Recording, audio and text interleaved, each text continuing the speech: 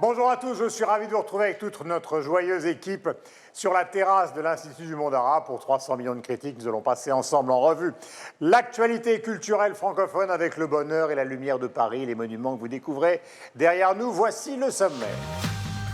Philippe Dian, l'auteur du mythique best-seller 37 le matin, revient avec un nouveau roman, Dispersez-vous, ralliez-vous, un livre salué par la critique francophone et que nos chroniqueurs ont unanimement apprécié, comme vous pourrez l'entendre aujourd'hui. 4 décennies de carrière et 10 ans d'absence, le phénix Renaud renaît et sort un 13e album. Renaud est toujours debout et 300 millions de critiques s'en réjouissent. 19-2, c'est le titre d'une série événement québécoise diffusée en ce moment sur TV5 Monde. 19, comme le numéro du commissariat de Montréal où se déroule la série. Et 2, comme celui de la patrouille de choc composée des 2 personnages principaux. Quelle est la recette du succès des séries québécoises? On en discute. Et comme chaque semaine, notre tour du monde de la francophonie qui bouge et crée, c'est avec le Zap Culture. 300 millions de critiques, c'est parti. Inutile de vous dire que nous sommes ravis de vous retrouver avec Estelle Martin de TV5 Monde. Ma chère Estelle, bonjour. Tiens, je vous embrasse. Parce que je vous ai beaucoup manqué. Faudra à moi. Terriblement. Vous avez une jolie petite robe légère, c'est l'été, tant mieux. En tout cas, un printemps avancé. Nous sommes avec Yves Bigot, qui est le directeur général de TV5 Monde. Mon cher Yves, bonjour. Bonjour. Nous sommes avec Michel Tserouti, donc de la radio-télévision suisse, et Mathieu Ducal, qui nous revient. Bonjour, mon cher Michel. Donc, du Canada. Vous savez qu'il travaille à Radio-Canada. L'auteur mythique, et c'est le premier sujet de 300 millions de critiques, Philippe Dian, que tout le monde a connu il y a maintenant des années avec 37 le matin, revient avec un nouveau roman qui porte un titre magnifique, Dispersez-vous, virgule, ralliez-vous. Donc, point d'exclamation, c'est un livre qui est publié, vous le savez, aux éditions Gallimard. C'est tiré d'un vers d'un célèbre poème de Rimbaud qui s'appelle Les Corbeaux, dans ce nouveau livre, qui est absolument salué par l'ensemble de la critique francophone. Philippe Dian se met dans la peau d'une jeune femme qui s'appelle Myriam et qui est à la fois docile, presque muette et désabusée. Nous parlons évidemment de ce magnifique roman de Philippe Dian après ce sujet de la radio-télévision suisse. Comme un vol d'oiseaux qui sortent du nid, se dispersent et puis reviennent. La métaphore du dernier roman de Philippe Dian. Myriam, adolescente introvertie, déploie sa personnalité au gré de rencontres hors normes, de quoi faire sauter les convenances, frôler parfois l'indécence et puis revenir au centre. Tu as bu, et ce silence avant que tu n'arrives, c'était merveilleux. Je le sens d'ici. C'était bien, dis-moi. Je reviens du commissariat de police. Nom d'un chien, Myriam. Pas pour moi. Calme-toi, pour Greg. Une écriture simple, efficace, des dialogues faits pour le cinéma. 37 le matin est la fusée qui propulse sa carrière. Philippe Dian a 30 ans. Suivront une trentaine d'ouvrages, quelques best-sellers. En 2012, il décroche le prix Interallié pour O. Devenu Elle, bientôt au cinéma. Philippe Dian aime les États-Unis, la France, la Suisse, surtout quand il y retrouve Stéphane Eicher, dont il est le parolier et ami depuis près de 30 ans. J'attends qu'elle se réveille et qu'elle se lève enfin. Philippe travaille dans son coin, moi je travaille dans mon coin. Et quand je reçois un nouveau texte, c'est vraiment Noël, Pâques et mon anniversaire en même temps. La langue française est le combat de Philippe Dian, pas l'académie, ce que certains lui reprochent. En 2005, il se lance dans une série télé. Doggy Bag fait 6 saisons. Ce qu'il aime, lui, c'est que ses phrases aient de la fesse, ronde, colorée, comme ses intrigues. Tu courais après cette étudiante? Adapté de son roman Incidence, l'amour est un crime parfait. Un certain regard, toujours le sien, ce qu'il appelle son véritable talent. Voilà, commençons avec vous, mon cher Mathieu. Parce qu'on a souvent parlé de Dian, justement, comme une sorte d'auteur américain francophone. Vous êtes le représentant de ce continent. Dites-nous tout. En fait, quelqu'un qui s'est nourri beaucoup à Raymond Carver, hein, c'est quelqu'un qui l'avoue d'ailleurs, son amour pour la littérature américaine. Quelqu'un aussi qui a un rapport très tourmenté, en fait, à la période, la fin des années 60, qui a fait les émeutes de 68, mais en fait pour le plaisir, disait-il. C'est peut-être ce qui explique aussi sa relation tourmentée avec une certaine critique en France. Mais dans ce roman-là, en tout cas, moi, j'ai retrouvé un Dian des grands jours. Hein. C'est quelqu'un qui qui excelle dans la narration, dans une espèce de regard très glacé sur le nihilisme, un peu comme il l'avait fait, par exemple, avec Vengeance en 2011, avec ce portrait-là d'une jeunesse en perte de repère. Et c'est ce qu'il montre aussi dans ce roman-là, donc une femme qui n'a jamais eu vraiment de repère, un peu, qui, on dit, nous, au Québec, qui est barouettée, hein, qui est complètement... qui est victime des événements, mais qui en même temps va s'y mouler. Quelqu'un qui a un regard extrêmement froid, glacé sur son monde. On se demande si elle a des sentiments, hein, cette femme-là, ce personnage-là, qui est glaçant. Ça se passe dans une sorte de périmètre clos au début. Hein. Ce sont des maisons face à face. Souvent, dans les romans de Jean, il y a cette idée-là d'une adolescence perdue avec des parents désaxés dans un endroit qui n'est pas un endroit gigantesque, dont on se dit que c'est peut-être quelque part, mais on ne sait jamais où. C'est une sorte d'Amérique rêvée ou de ghetto pour riches ou dans zone érogène au tout début de sa carrière, les falaises au-dessus de Carcassonne. C'est toujours bizarre. Et toujours avec cette espèce d'émotion très contenue, et on sent qu'il y a quelque chose qui va basculer, on sent qu'il y a une espèce de violence qui est sur le point d'exploser. Et c'est ça qui est fascinant dans ce roman-là, qui nous fait continuellement avancer, parce qu'on se dit à un moment donné, il y a quelque chose qui va... Mais ça va déraper et on va être happé par ça et on est littéralement... C'est ce qui nous mène dans ce roman-là.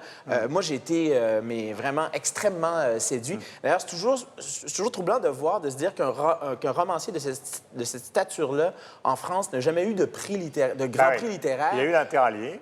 Bon, il y a intérêt à lier, mais on se dit pourquoi Gian n'a pas eu plus que ça. Eh bien, parce qu'une grande partie des écrivains français le détestent. Il faut dire les choses comme elles sont exactement. Trop américain, peut-être? Alors voilà, il critique cette espèce de goût supposé de l'Amérique. Il parle de la pauvreté de son vocabulaire. On peut les citer parce que ce sont aussi des écrivains estimables. Yann Moix,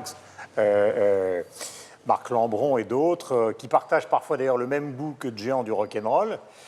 Mais il y a cette idée qu'il est justement la presqu'île de l'Amérique affaiblie. Et que donc sa littérature n'est pas une littérature proustienne, les mots sont simples, travaillés juste, enfin bref. Mais la forme, il y a une hostilité qui est absolument anormale en France par rapport évidemment à sa carrière. Il a toujours revendiqué et qu'il a toujours assumé le fait d'être un auteur populaire et malgré les critiques. Alors après, je ne sais pas comment il le vit personnellement, mais c'est vrai que pour lui, il est un auteur populaire. Il dit qu'il peut faire de la bonne littérature populaire. Et c'est le cas avec son roman qui est vraiment très réussi. Et c'est assez évident. Hein. On est en France où, vous savez, qu'on jalouse toujours le succès, contrairement justement à l'Amérique du Nord, notamment. Et une des raisons pour lesquelles Gian n'est pas aimé de ses confrères, elle est simple, c'est le succès au cinéma, énorme avec 37 le matin, et puis son succès... Avec Stéphane Escher. Voilà, partiellement en Suisse, en étant le parolier de Stéphane Escher. Donc ce succès dans des domaines, entre guillemets, maintenant, ils font tous du cinéma. Il y a de moi qui fait du cinéma, Bec Bédé fait du cinéma. Oui, mais pas tout à fait de la même manière. Et puis il écrit des chansons, alors ça c'est pas sérieux, les chansons, alors que les chansons qu'il écrit pour Stéphane Escher sont remarquables. Déjeuner en paix, c'est un des grands classiques des années 80. S'il y a 3 chansons françaises des années 80 à retenir, elle en fait partie. Donc tout ça en fait un auteur léger, si vous voulez, pour un certain nombre de ses confrères.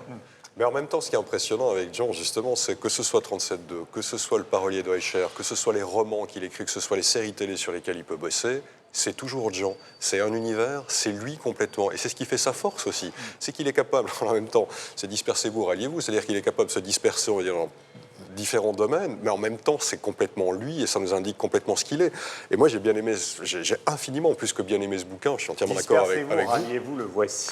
Parce que voilà, le fameux dispersez-vous, ralliez-vous, il est là aussi, on peut le comprendre de cette manière-là peut-être. C'est que Myriam, l'héroïne du bouquin, va se disperser au gré des courants dans lesquels elle est embarquée et qu'elle ne choisit pas. Mais j'aime bien aussi ce côté qui n'est pas très occidental, c'est-à-dire que se laisser embarquer par le courant, ne pas lutter contre les éléments, faire avec, et en même temps donner un coup de gouvernail de temps en temps pour trouver son chemin, parce qu'elle le trouve, son chemin, au final. C'est ça qui est impressionnant.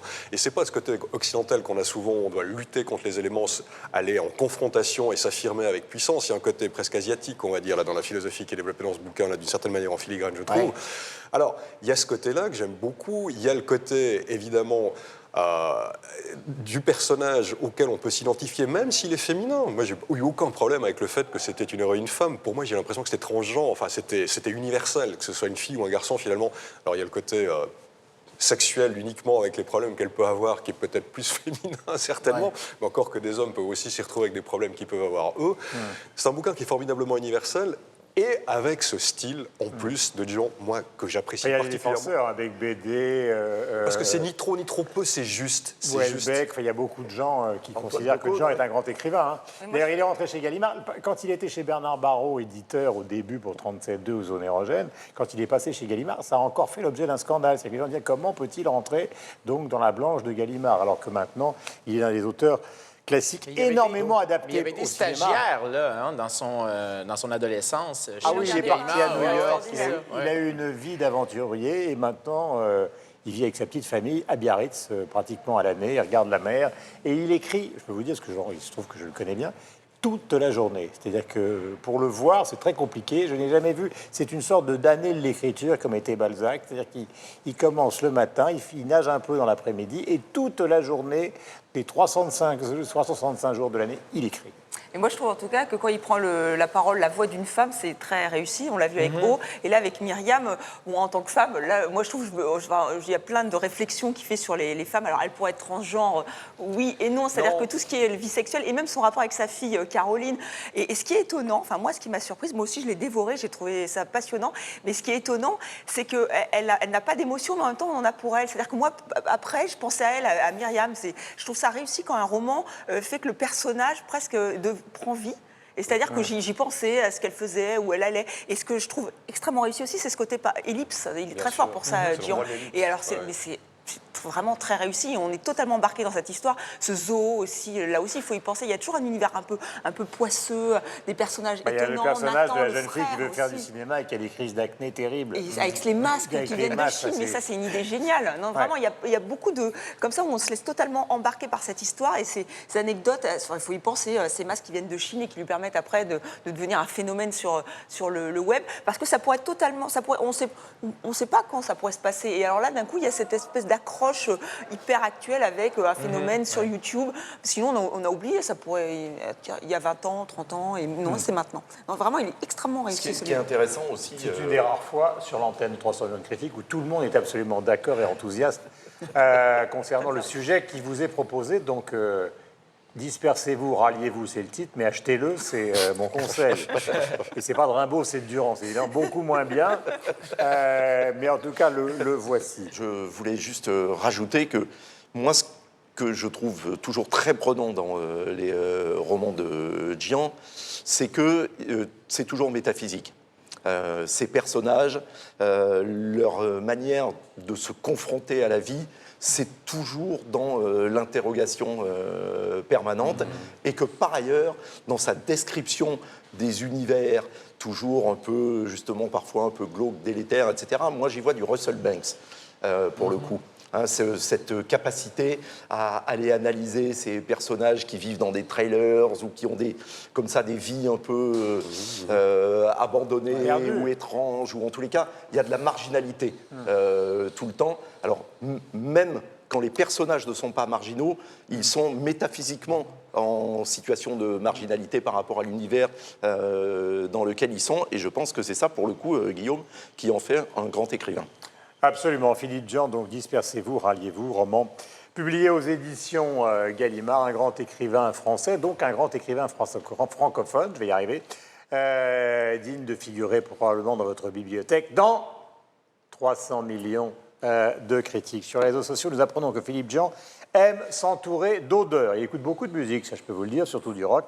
C'est un tweet de News Suisse qui nous révèle cette information donnée par l'écrivain lors d'une interview à la radio-télévision suisse. Pour ceux qui d'ailleurs s'intéressent à l'univers de Philippe Dion, je vous signale qu'il y a des années, il a commis, si je puis dire, un entretien avec Jean-Louis Hésine qui s'appelle Ardoise, je crois, qui est finalement la somme de tous les écrivains qu'il a admirés, qu'il admire toujours et qui ont fait justement le sel de sa littérature. Si vous suivez le compte Twitter de l'émission, vous laissez des messages sur le hashtag 300 millions de critiques et vous retrouvez les infos sur le site internet aux adresses qui s'affichent en bas de l'écran. Dans un instant, Pascal Bourgault nous rejoindra pour parler de Renaud puisque nous allons évidemment parler maintenant de cette renaissance. 4 décennies de carrière, 10 ans d'absence, vous le savez. Le Phénix Renaud renaît et sort un 13e album, qui est un album éponyme. Comme on dit, on retrouve sa patte, sa voix, sa vision de l'actualité, mais aussi des sujets qui sont évidemment beaucoup plus introspectifs, étant donné ce qui s'est passé dans sa vie et qui a été extraordinairement compliqué. On y trouve même des confessions. Nous allons parler de son retour pour voir s'il est au niveau des grands textes de Renaud après cet extrait de la chanson phare de l'album qui s'appelle « Toujours debout ». Toujours vivant, rassurez-vous, toujours la banane, toujours debout. Je suis retapé, remis sur pied, droit sur mes guiboles, ressuscité. Tout ce qui tombe autour de moi, c'est l'hécatombe, c'est Guernica. Tout ce qui tombe, tombe à tour de bras.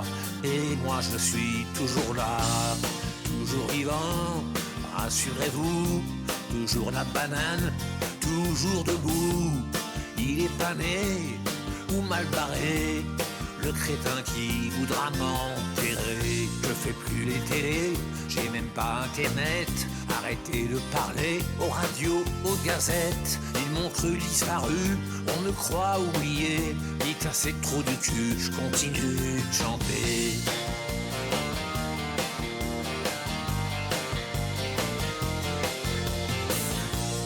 Et puis tous ces chasseurs de primes, paparazzi en embuscade, qui me dépriment et qui n'impriment que des ragots, que des salades.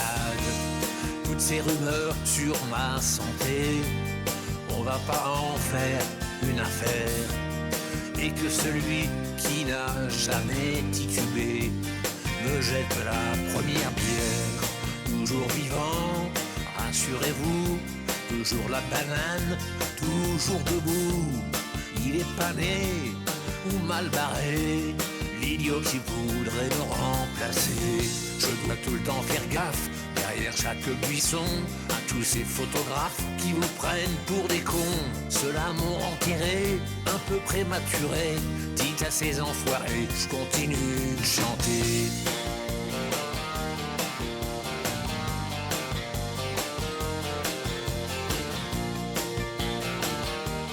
Les chroniques de Renaud sont parues dans Charlie Hebdo, les voici, donc celles qu'il a publiées, puisque l'album sort donc depuis le début du mois d'avril, je vous le montre. Et les textes de Renaud. Ma chère Pascale, bonjour. Bonjour mon cher Guillaume. Comment allez-vous? Je vais très bien. Comment va la Belgique intense? Très bien. Magnifique. Ravi Vous d'être... êtes fleuri, vous êtes... C'est le printemps. On dirait un saumon. Un Avec saumon des fleuri. cheveux, bien sûr. Un saumon fleuri blond. Voilà. Voilà. Quand je parle de votre léger Twin Set. D'accord. Comment avez-vous trouvé cet album de Renaud? Eh bien, Question. très réussi, mon cher Guillaume. Je trouve que l'album est très réussi. On retrouve le Renaud des origines, avec la maturité en plus. On retrouve les thèmes dans lesquels il excelle, hein, c'est-à-dire à la fois la politique et l'intime. À mon avis, les deux chansons les plus réussies dans le registre politique, c'est évidemment « J'ai embrassé un flic ». C'est drôle. Qui eût imaginé, il y a 30 ans, que Renaud allait embrasser un flic? Il le raconte alors très que bien. dans Hexagone, notamment, hein, il pensait plutôt qu'il voulait les tuer. Hein. Voilà, Ben, dans la exactement. balade de Willy Brouillard, c'était ça aussi. Oui, il a fait du drôle. chemin là, depuis 1994. Mais le c'est monde aussi... a changé aussi. Oui, c'est Ouais, ça. ouais, C'est pas tellement Renaud, c'est surtout l'époque qui a changé. C'est-à-dire qu'effectivement, il y a eu, depuis les attentats, etc., et on a un rapport aux policiers qui est complètement différent. Et Renaud n'échappe pas à ce changement et donc l'assume complètement. Il a même dit au détour de l'interview qu'il était peut-être possible qu'il vote pour François Fillon, ce qui était quand même assez stupéfiant. Ou qu'il devienne policier. Et François Fillon qui n'en revient pas, d'ailleurs. Il ne comprend toujours pas pourquoi. Qu'est-ce qu'il a fait pour que Renaud veuille voter pour lui, hein. Continuez. Mais peut-être qu'il deviendra policier, vous ne savez pas. Ouais. Voilà. Continuez. L'autre chanson dans le même registre très réussie, c'est Hyper Cachère. Je trouve que c'est un requiem très très émouvant. Je ne résiste pas à l'envie de vous pas vous chanter parce que. Ah si, allez-y. Ah non, j'oserais pas. Un saumon qui chante. Je n'oserais pas.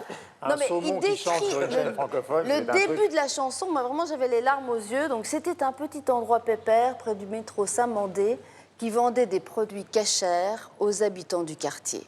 Un individu cagoulé, suant la haine par tous les pores, armé comme un fourgon blindé, est venu semer la mort. Soudain, dans le magasin cachère, ce fut l'enfer. ce fut l'enfer.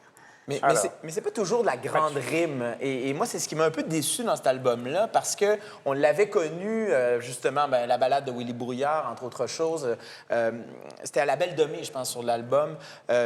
Et c'est un album qui joue un peu sur deux tableaux. Il y a de très bons moments, il y a de très belles chansons.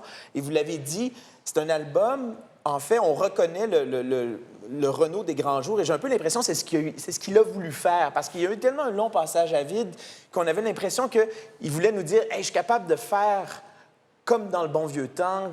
Le bon vieux temps où on s'est connus. Parce que vous savez, nous, à Montréal, il y a un concert mémorable. En fait, c'est un concert lamentable. Hein. En 2001, il était de passage à Montréal, sans voix. C'était assez pathétique. La plupart des chroniqueurs, des gens qui ont assisté au concert, s'étaient dit, mais on a perdu Renaud à jamais. Et donc, c'est un album où il veut nous dire, regardez, je suis capable encore de faire de la bonne chanson. Il y a de bonnes chansons, je pense par exemple Les mots, mais il y a des chansons qui sont assez anecdotiques, comme Toujours debout. C'est pas de la grande rime. C'est une belle chanson. Ouais, mais c'est... Le clip est pas terrible. Non, mais c'est pas de la grande rime, c'est pas du grand Renaud, là. C'est du Renaud anecdotique. Puis moi, là où je suis très déçue avec Renaud, parce que j'ai grandi avec Renaud comme tous les Français. D'ailleurs, c'est vrai qu'il y a une cote d'amour incroyable. Hein. L'album fonctionne très bien, il est vendu. On sent que les gens attendaient Renaud. C'est un succès phénoménal. Phénoménal, oui, c'est sûr. Il va dépasser peut-être 2 millions. 400 000 mises en place et 200 000 ventes dans les premières 48 heures. Alors, bon, mais moi, je vais avouer que je suis déçue parce que j'aimais bien le Renaud qui était drôle. Moi, c'est vrai que j'aime bien Marche à l'ombre. Alors, c'est vrai que je sais qu'il a vécu beaucoup de passages à vide et qu'il été sorti de ses problèmes de santé. Et encore, c'est vrai que ça fait un peu, pas pitié, mais ça fait un peu de la peine parfois de le voir. D'ailleurs, c'était pas tellement à vide, c'était à plein. Hein, à plein, d'ailleurs. Voilà. Mais moi, j'aimais bien quand il parlait d'épée comme un sandwich SNCF ou qu'il parlait de Gérard Lambert, quand il incarnait un peu la France, un peu titi parisien, il parle comme ça et tout ça. Et ça, vraiment, je me ressentais, on aurait dit un personnage de BD. Et ça, j'aimais vraiment ce Renaud-là qui était très drôle, qui avait une certaine distance sur ce qu'il vivait lui, sur ce que vivaient les Français. Il y avait une dimension sociale que j'ai beaucoup moins retrouvée. Alors, effectivement, il y a une dimension politique quand il revient avec Hyper Cachère. Je reconnais que la chanson est assez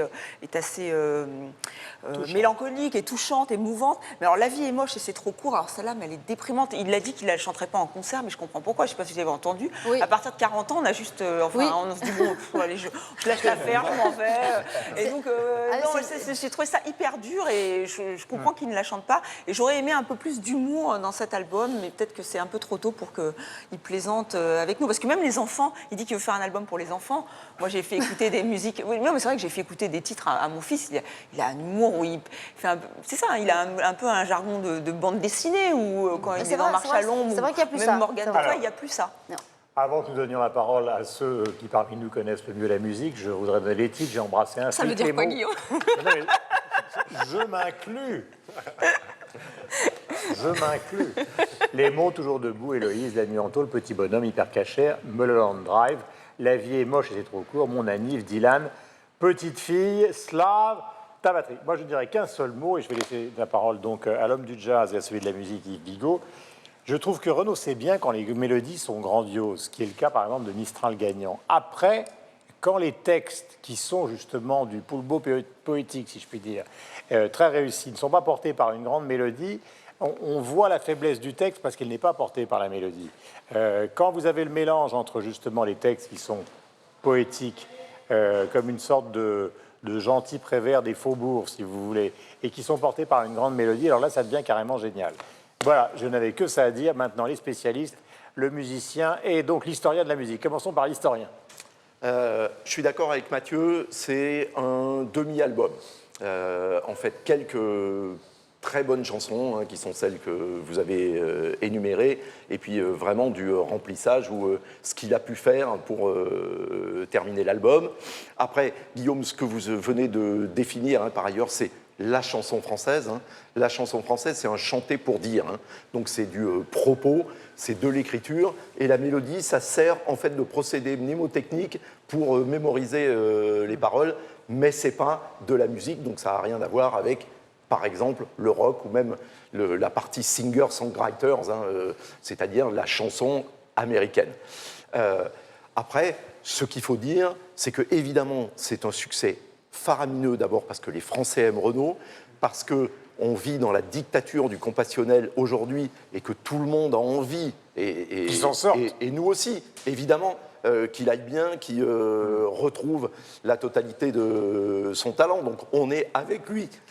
Et beaucoup, en achetant son album, ont l'impression que ça va l'aider à aller mieux, ce qui est sans doute pas faux. D'ailleurs, après, je ne suis pas certain qu'une grande partie de ceux qui vont acheter ce disque l'écouteront souvent pour une raison simple, mais qui, là encore, est une raison qui voilà, est jamais un très gros problème dans la chanson française. C'est que quand même, sa voix, c'est plus ce que c'était. Donc il y a notamment sur quelques morceaux encore des moments où c'est un peu pénible à écouter. Il est très fragile, de toute façon on l'a vu en interview. Il essaye de donner une idée de lui-même qui est celle de la résurrection, mais c'est ça qui est aussi poétique, c'est qu'on le voit quand même extraordinairement fragile. Ah, mais il est extrêmement touchant. Voilà. Par ailleurs, alors ce qu'on pourrait espérer pour lui, c'est que le prochain album, là, il est retrouvé, puisque sa guérison est extrêmement récente, c'est qu'il retrouve de son grain de voix. D'ailleurs, selon les morceaux, on voit bien que c'est les morceaux les plus anciens sur lesquels sa voix et son timbre est le plus atteint, affecté, les moins sur les autres. Peut-être qu'après des concerts, etc., sa voix va revenir. Et puis peut-être que sortant des vapeurs de l'anis, au bout de quelques temps, il retrouve la totalité de son inspiration. Mais à mon avis, c'est aussi une des raisons pour lesquelles il y a eu un affaiblissement de la musique, c'est qu'en fait, son compositeur, se rendant compte que tout n'est pas chantable, pour des raisons vocales, il est obligé de donner, disons, une sorte de parler chanté. Non, mais il est plus parce proche de que Brassens que il peut d'Elvis Presley, plus, voilà. Mais je voudrais signaler, avant de donner la parole à Michel, un livre dont j'ai oublié le titre, qui est quand même bizarre, mais qui est extraordinaire, de David McNeill, lui aussi, qui est parolier, qui a raconté une cure de désintoxication de Renaud chez vous, au Québec. À un moment, donc, David McNeill, qui lui aussi aime bien la bouteille, Renaud, Charlebois, etc., vont dans un truc de rehab au Québec, etc. Le roman est hilarant parce que le thème du roman, c'est on y va, il démarre, et à la fin, le patron de la clinique devient bourré comme un coin parce qu'ils l'ont tellement converti que la clinique, pardonnez-moi cette expression typiquement française, part en couille totalement. C'est-à-dire qu'il transforme la clinique de réhab en un gigantesque bar, y compris pour le patron, donc qui à la fin est le plus bourré de toute la bande. Retrouvez ça, franchement, sur Amazon, vous allez bien rigoler. Michel, l'homme du jazz, du Festival de Montreux, de Miles Davis. Et de QI qui vient de se terminer. Oui, Soyez franc, c'est l'heure. Non, mais je suis franc, mais je crois que vous avez déjà tout dit. Moi, je peux être que d'accord avec vous sur l'absence de musicalité, l'absence de mélodie. Moi, évidemment, à titre personnel, qui m'est importante, la mélodie. Donc, ça a toujours été le problème que j'ai eu avec Renaud. C'est pour ça que c'est quelqu'un que j'ai écouté, que je connais, puis en même temps qui me touche moyennement, parce qu'il y a cette absence, on va dire, de ligne mélodique, de lyrisme. Pas toujours, mais souvent. Voilà, et c'est patent, notamment sur cet album-ci. La seule chose que je pourrais rajouter, c'est, je disais... À l'écoute de l'album, je me disais, voilà, Renaud est de retour, c'est du Renaud tel qu'on le connaît, mais finalement, j'écoute ça d'une oreille relativement distraite. Pourquoi ? Indépendamment de ce que je pouvais dire par rapport aux mélodies. Il y a le côté, peut-être, alors, c'est une analyse mienne, purement. Renaud a eu ses succès dans les années 70, 80, essentiellement les gros succès, c'était là. C'était à ce moment-là que ça s'est passé. En même temps, au niveau... ses plus grosses ventes, c'est dans les années 2000, hein, quand même. Oui, mais ses plus gros succès, Mistral gagnant... Manhattan Kaboul. Manhattan Kaboul, c'est pas un petit succès. Effectivement, avec Axel Red, effectivement. Mais les siens, Manu, tout ça, c'est les années 70, c'est début des années 80. Sûr, mais voilà. Donc son archétype est de ces années-là. C'est ça. Et effectivement, au niveau sociologique, alors on va dire, ou historique, dans ces années-là, on arrivait à la fin des 30 Glorieuses, où tout était possible, où on allait toujours vers le mieux. Et on avait quelqu'un comme Renaud qui débarquait avec son analyse sociologique, avec ses coups de gueule, avec ses révoltes. Mais on avait l'impression à ce moment-là que ça faisait partie d'un parcours historique qui allait dans la continuité. C'est-à-dire qu'on allait vers le mieux. Ce qui chantait, ce qui dénonçait, allait permettre un continu changement de société. Or, aujourd'hui, on se retrouve 30-40 ans plus tard, avec le même constat, avec les mêmes paroles, avec le même coup de gueule, mais on se rend bien compte que on ne va pas vers le mieux, bien au contraire. En ce moment, la société, on ne peut pas dire qu'elle est beaucoup mieux que dans les années 70-80. Donc il y a un côté comme ça, quand on l'écoute, qui nous renvoie à un échec sociétal général qui rend l'écoute de Renaud, en tout cas pour moi, quelque chose comme de l'ordre d'une peinture dans un musée qui est plus tout à fait en accord avec le temps, alors qui est touchant, qui est émouvant certes, mais qui nous renvoie à notre propre échec et qui rend cette écoute, en tout cas pour moi, l'idée qu'il soit le musée de lui-même. Encore plus difficile. Oui, mais voilà, moi c'était la seule chose que je voulais rajouter par rapport à Renaud. Il y a une dernière chose qu'il faut dire, je pense, malgré tout, qui est importante, c'est qu'il est, pour l'instant, le premier et quasiment le seul à avoir le courage de s'adresser à la situation des attentats en France. Et ça, quoi qu'on en dise et quoi qu'on en pense, pour ça, bravo Renaud, parce que tu remplis ta fonction fondamentale d'auteur, compositeur, interprète dans ce pays. On en a besoin. La plupart de ses confrères ont peur de s'adresser à cette question pour des raisons qu'on peut comprendre par ailleurs. Mais le courage, c'est toujours beau parce que c'est la raison pour laquelle nous pouvons le dire. Un dernier mot du Québec, tiens. Puisqu'on parlait de concert, parce que la vérité sera sur scène aussi. En fait, Renaud a toujours été très populaire chez nous. Il faut dire que la cote d'amour était très élevée. Je vous parlais de ce fameux concert-là, ce spectacle en 2001 qui a véritablement consterné tout le monde.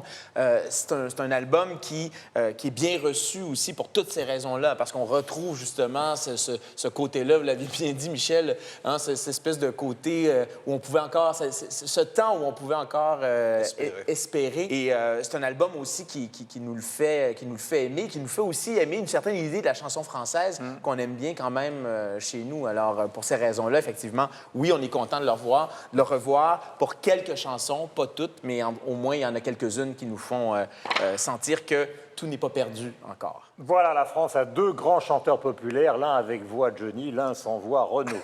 Et sur Twitter, Steven Bellery, journaliste de RTL, souligne les chiffres exceptionnels du démarrage des ventes de Renaud, qui a vendu donc pratiquement 203 286 exemplaires. Et encore, quand vous verrez cette émission, les chiffres ont largement progressé de son nouvel album, le premier jour de sa sortie. C'est un énorme démarrage.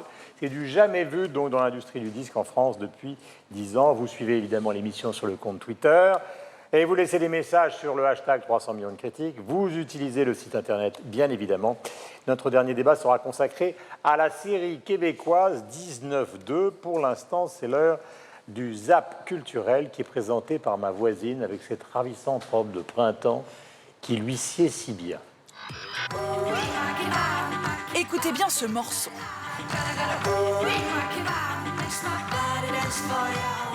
Vous ne vous en rendez peut-être pas compte, mais il assemble des sons de tous les continents. En épousant un Suisse, elle a perdu sa nationalité chinoise. La manière dont l'artiste Ming Junluo s'est approprié l'espace du musée pour révéler là où elle en est, ici et maintenant, est remarquable. En 1957, en Allemagne de l'Ouest, le procureur général Fritz Bauer veut traquer les criminels nazis, à commencer par Adolf Eichmann. Mais Fritz Bauer est un franc-tireur. Il est d'origine juive, il est socialiste et homosexuel. Il a beaucoup d'ennemis. Quelques jours, ce clip a été vu 130 000 fois sur Internet. La version ch'ti du dernier Renaud. Il est pas né ou mal barré, le bourbourg qui voudrait m'intéresser. C'est un nouveau lieu culturel qui ouvre dans la capitale. Un musée d'art contemporain qui s'installe dans les bâtiments des anciennes brasseries Bellevue à Molenbeek au bord du canal. L'artiste Maya Ayou qui a créé une ode à la lumière et à la couleur pour une œuvre éphémère qui dégage une grande énergie et qui permet de voir en rose une commune qui depuis quelque temps broie plutôt du noir. L'original rêve, créé dans sa chambre à Lausanne, c'est la folie du post-it. Et dans cet hôpital abandonné de Berlin, il égaye 12 pièces de bananes, cupcakes, sans autorisation. Quand tu arrives avec 10 litres de peinture, une échelle, ça, sauter par-dessus la barrière pour essayer d'arriver dans la pièce sans te faire choper, c'est toujours un peu cette adrénaline qui est assez, que je cherche finalement aussi. Ne vous fiez pas aux apparences. James Bond, c'est le monde de l'illusion. Quand son Aston Martin explose, ce n'est en fait qu'un modèle réduit.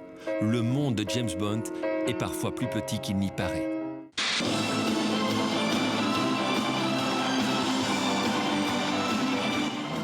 Oui, il faut que la musique fonctionne avec des images, mais elle doit aussi pouvoir être autonome. Le compositeur allemand, naturalisé américain, parcourt aujourd'hui le monde pour faire vivre sur scène ses musiques de film. Papa, t'es bourré? Eh ben non. Qui c'est qui t'a appris à parler comme ça? C'est toi. Elle t'a laissé ça, maman. Quoi? Mais il faut que tu trouves une solution, parce qu'on a tous des problèmes de bonne femme. S'émanciper, gagner un peu de liberté, voilà le rêve des 4 héroïnes de ce film qui aborde sans fioriture la question du mariage forcé, des maris violents et du viol conjugal. Rani est ici témoin des brutalités de son propre fils envers sa jeune épouse. Quel est le point commun entre les amants heureux de Gustave Courbet et les selfies d'Ai Weiwei? Le musée des Beaux-Arts de Lyon replace l'autoportrait dans son contexte artistique de la Renaissance à nos jours. Rip Hopkins est un portraitiste qui a l'habitude de s'intéresser aux populations en danger et aux minorités. L'aristocratie belge peut être classée dans la seconde catégorie. La princesse de Chimay s'est prêtée au jeu en posant pour cet improbable portrait. C'était ludique, c'était aussi notre carte de vœux, on a pris ça, oui, une joke. Mais je crois dans la musique qui vous illumine, qui vous donne des vibrations et qui vous fait bouger. East, west, north and south, I cannot stay nowhere. Le Québec et maintenant les séries. Le Québec qui confirme son talent dans le domaine justement de la création des séries qui maintenant, vous le savez, passionne le monde entier. Lors de la diffusion donc au Québec, cette série qui fut qualifiée de phénomène de société porte un nom que vous ne connaissez peut-être pas, qui est 19-2. C'est son nom, 19 comme le commissariat de Montréal, où se déroule la série, et 2 comme le numéro de la patrouille de choc, composé de 2 personnages principaux. Alors, quelle est la recette du succès des séries québécoises? On en discute juste après cet extrait, donc de 19-2.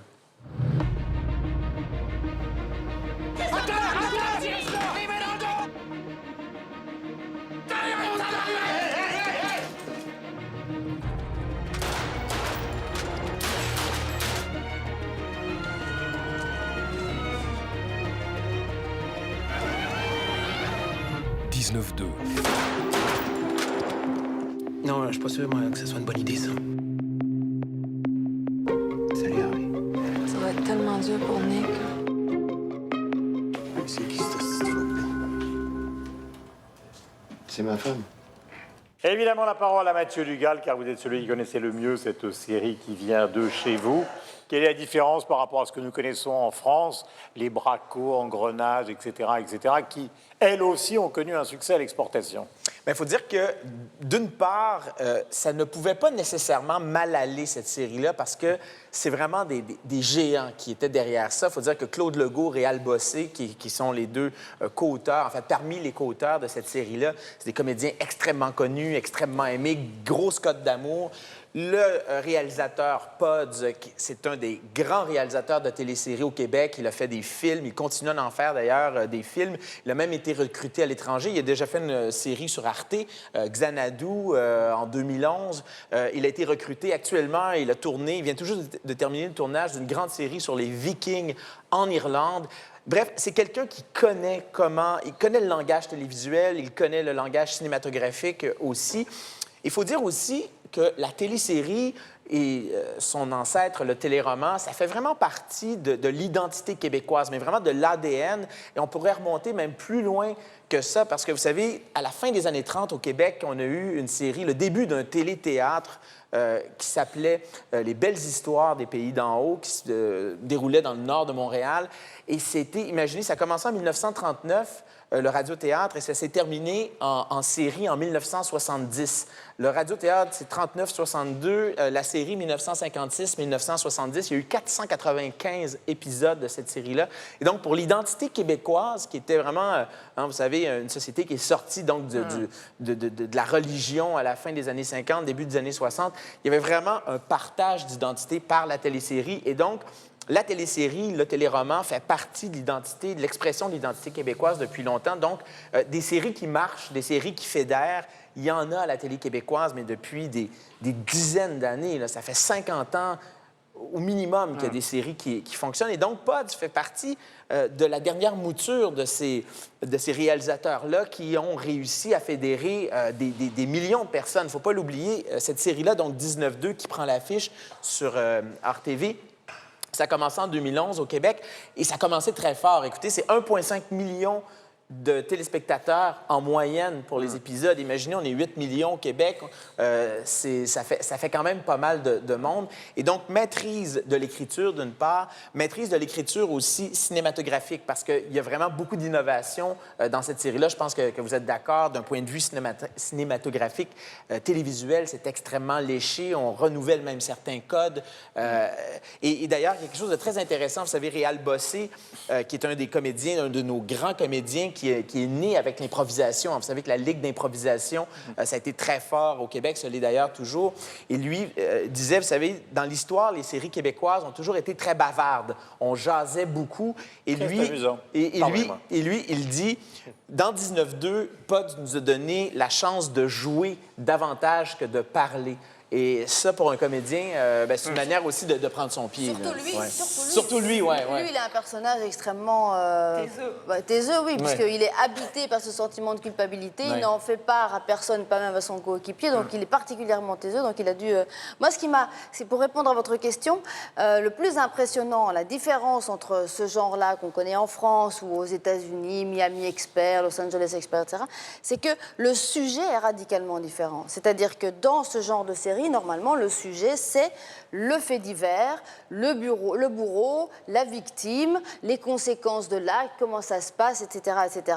C'est l'enquête. Ici, le sujet, c'est pas l'enquête, c'est pas le bourreau, c'est pas la victime. Le sujet, c'est le policier, les policiers, ce commissariat et ce qu'ils vivent en interne.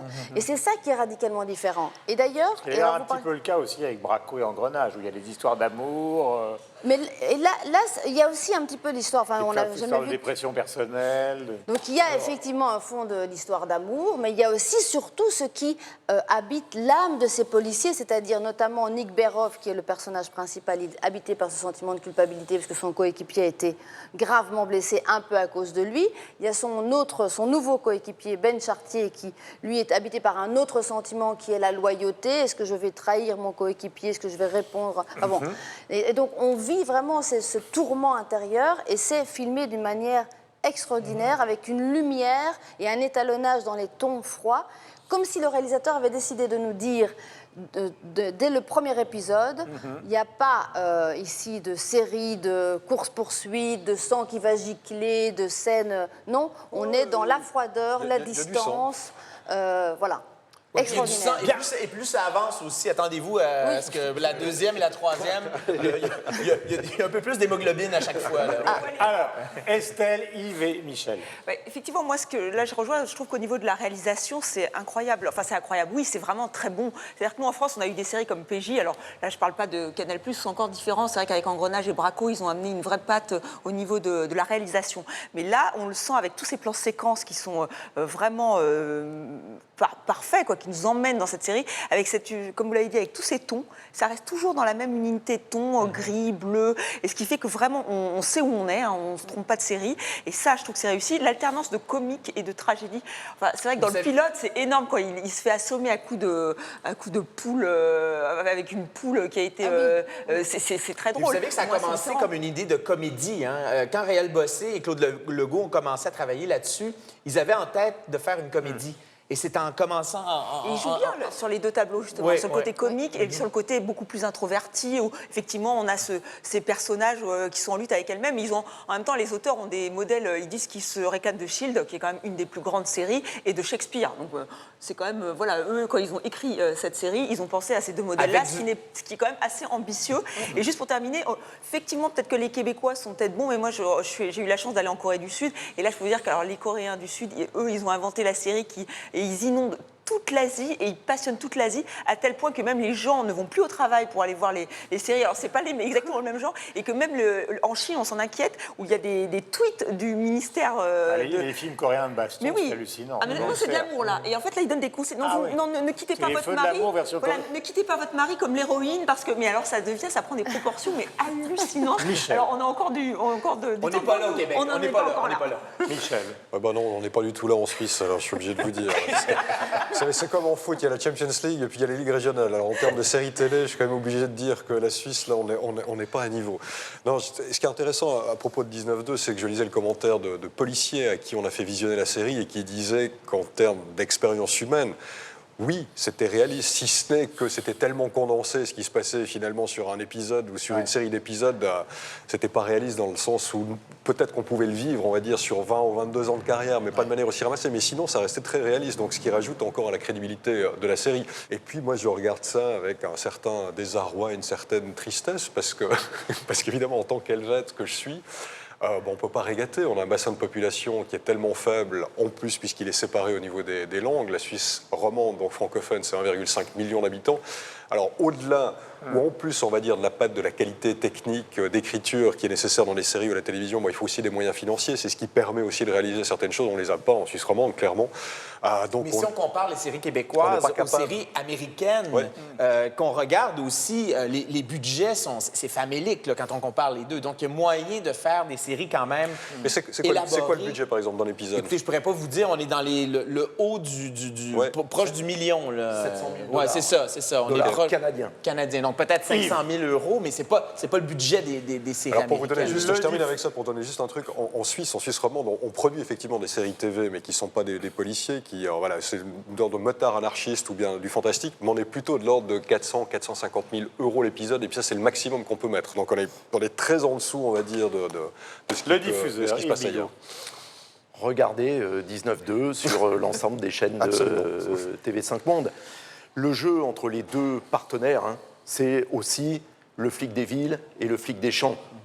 On joue aussi là-dessus avec celui qui travaillait dans les forêts et qui arrive dans la ville pour rejoindre ce partenaire qui a effectivement cette immense culpabilité et le jeu qui va se faire entre eux. C'est une série remarquable, ça n'est pas la seule, c'est ça qui est important de dire. On diffuse beaucoup, évidemment, sur l'antenne de TV5 Monde de séries québécoises, notamment Unité 9, qui se passait dans une prison de femmes. Autre grand succès de la télé québécoise. Et série absolument remarquable. Et puis, effectivement, les comédiens sont formidables. Et Pods, c'est le roi du plan séquence, comme Michel le disait. Vous verrez le premier épisode de la saison 2. Je pense que ça devrait s'apprendre dans les écoles de réalisation. Donc, regardons. Magnifique. Plan séquence, il y avait quand même Birdman d'Iñárritu qui était absolument extraordinaire. Vous savez, le film était quasiment entièrement en un seul plan. Vous savez que Pods vient de terminer son prochain film, qui est un long... En fait, c'est un plan séquence, un peu comme Birdman. Ça va s'appeler King Dave, ce film-là. Sur Twitter, Chaz nous explique qu'il est très heureux de regarder 19-2, cette magnifique série sur TV5 Monde, une série qui lui rappelle la belle province de Montréal au Québec. Vous suivez évidemment l'émission avec le compte Twitter et vous laissez des messages sur le hashtag 300 millions de critiques. Toutes les infos sont sur le site Internet. Avant de nous quitter les coups de cœur, Michel. Un musée qui vient d'ouvrir en Suisse, tout à l'honneur de Charlie Chaplin, puisqu'il a fini sa vie en Suisse au-dessus de Vevey dans le manoir de Ban. Le manoir de Ban qui a été transformé en musée avec l'accord de sa famille, qui est désormais un haut lieu à visiter pour se plonger dans la carrière, dans les mémoires de Chaplin, puisqu'ils sont exposés ses costumes, ses Oscars, son Lion d'Or à Venise, et voilà. Plein de souvenirs, et surtout parce que ça se trouve sur le lieu même de là où il a vécu, c'est-à-dire à côté de Vevey qu'il l'avait adopté. On voyait souvent Chaplin et Oona Chaplin au marché à Vevey. Enfin, il faisait partie du décor. C'est tellement joli cette région de Suisse, c'est magnifique. C'est alors un endroit qui est, et en plus du manoir de Ban, vous avez une vue sur les Dents du Midi en face, sur le lac Léman. Enfin, c'est vrai. Alors rien que pour le lieu, c'est magnifique. En plus, Chaplin a vécu là. C'est désormais un endroit qu'il faut visiter. Et vous avez le site internet qui s'affiche, www.chaplinmuseum.com. Yves Bigotte. Le nouveau livre de Daniel Rondeau, écrivain et journaliste émérite, Boxing Club, c'est le récit de sa découverte de la boxe dans un club très particulier de la région où il habite désormais, Commercy, en Champagne. Ouais. Tout le monde sait ce que c'est que le Champagne, mais c'est parce que c'est une province de France qui s'appelle la Champagne, donc du côté de Reims. Un récit remarquablement... Un personnage, Rondeau. Écrit et senti par un ancien ambassadeur de France, d'ailleurs. Hein. Ouais. On peut dédier cette émission à la mémoire de Olivier Poivre d'Arvor, qui n'est pas avec nous aujourd'hui, d'ailleurs. Et oui, c'est lui-même ambassadeur. Ce qui est incroyable, c'est qu'il il faisait partie de la génération des 68 arts extrêmement radicaux, Daniel, bien sûr, qui a été travaillé en usine, etc., puis qui justement a mené une carrière d'ambassadeur, d'écrivain, et même de biographe de Johnny Hallyday. Absolument, et qui a fait un très beau livre sur la ville de Tanger. Exact. Ma chère Pascal. Mon coup de cœur s'appelle Merci Patron. C'est un documentaire, le documentaire qui a inspiré tous les jeunes qui passent leur nuit debout sur la place de la République à Paris, mais pas seulement à Paris, dans beaucoup de villes de province et aussi à Bruxelles. C'est un documentaire en forme de road movie social, enquête, également film sauvetage, un petit peu comme ce qu'on avait découvert avec Michael Moore, Bowling for Columbine, 9/11, vous vous souvenez. L'intrigue est très simple. C'est un couple de chômeurs qui a perdu son emploi dans le nord de la France suite à la fermeture d'une série d'entreprises textiles, notamment dépendantes du groupe de LVMH. Et donc le réalisateur François Ruffin se met en scène et va voir ce couple, le découvre, nous fait découvrir et essaye tout au long du film de trouver une solution parce que le couple est sur le point de perdre sa maison voilà, suite à une série de dettes. Je ne vous en dis pas plus. C'est à voir. C'est extrêmement intéressant, non seulement du point de vue du film lui-même, mais aussi pour comprendre ce mouvement qui est en train de prendre de l'ampleur dans nos villes et nos capitales. Merci, patron. Un album qui est aussi beau que son titre, le titre « Le fantastique des astres ». C'est donc les astres, les étoiles. Beau jeu de mots, c'est Yann Perrault. Yann Perrault, un jeune chanteur québécois, 5e album. Quelqu'un qui sait se renouveler, c'est vraiment un des très bons albums de 2016 au Québec. Yves, je vous conseille d'aller l'écouter, celui-là, pour connaître comment sonne la musique québécoise aujourd'hui. C'est autant techno que de la ballade, il y a du forain, il y a même des clins d'œil à Piaf. En spectacle, c'est une bête de scène, Yann Perrault, et cet album-là, mais c'est de la bombe à spectacle. Ça devrait être... Il est où? Il est sur icimusique.ca. Vous pouvez l'écouter de partout dans le monde. Donc, le fantastique des astres, Yann Perrault. Eh bien, nous allons écouter ça tout de suite, vous voyez. C'est là. Estelle Martine. Moi aussi un album français, monsieur, avec un tout jeune groupe qui s'appelle Radio Elvis. Ça fait 3 ans qu'ils tournent en France et donc là, ils ont sorti leur premier album, Les Conquêtes. Donc, ils partent à notre conquête et je pense à vos conquêtes et je pense qu'ils vont y arriver. Donc, voilà, Radio Elvis, Les Conquêtes, c'est vraiment à écouter d'urgence. Ils ont vraiment c'est la forme est minimaliste, mais c'est pop-rock, mais c'est aussi... je sais pas, revendique de Barbara, mais il y a aussi une chanson à texte qu'ils ont choisi de chanter en français. Ça, c'est pas mal parce qu'il y a de plus en plus de groupes français, de jeunes groupes français qui chantent en anglais. Donc voilà, Radio Elvis, c'est chez Pias, Les Conquêtes. Parfait. C'est la seule émission Transformée en critique qui nécessiterait un ostéopathe pour moi, parce que je passe mon émission à être comme ça. Donc... Voilà.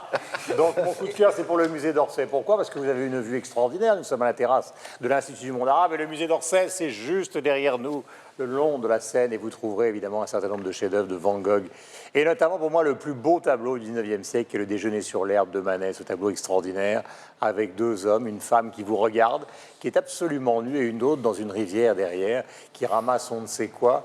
C'est la quintessence du génie français. Puis vous trouvez tous les tableaux pompiers complètement dingues de Jérôme, Bouguereau, etc. Plus les Van Gogh, les Renoir, enfin bref. Orsay. Salut à tout le monde. Regarde-la,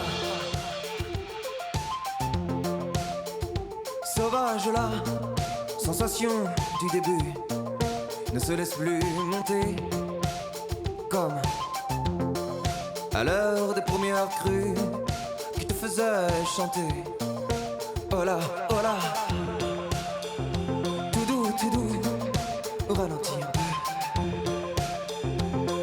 tout doux. Et le vent a soufflé, soulevé des montagnes de poussière.